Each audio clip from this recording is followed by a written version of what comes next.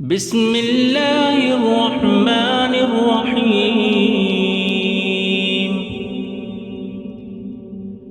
عم يتساءلون عن النبأ العظيم الذي هم فيه مختلفون. كلا سيعلمون ثم كلا سيعلمون.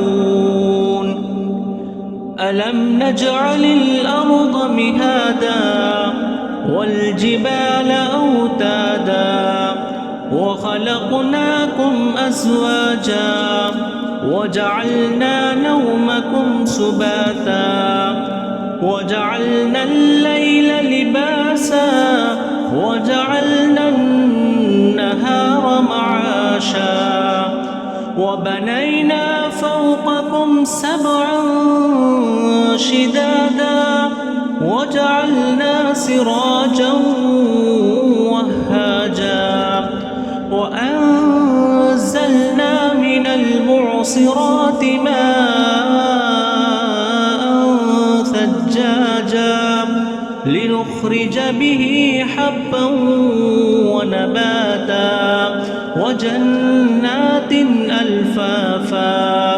إن يوم الفصل كان ميقاتا يوم ينفخ في الصور فتأتون أفواجا وفتحت السماء فكانت أبوابا وسيرت الجبال فكانت سرابا.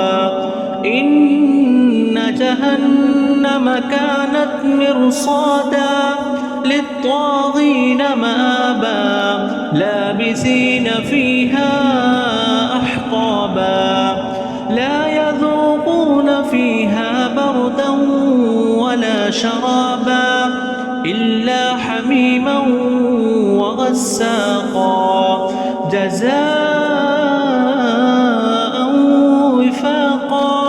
إنهم كانوا لا يرجون حسابا وكذبوا بآياتنا كذابا وكل شيء أحصيناه كتابا فذوقوا فلن نزيدكم إلا عذابا. إن للمتقين مفازا حدائق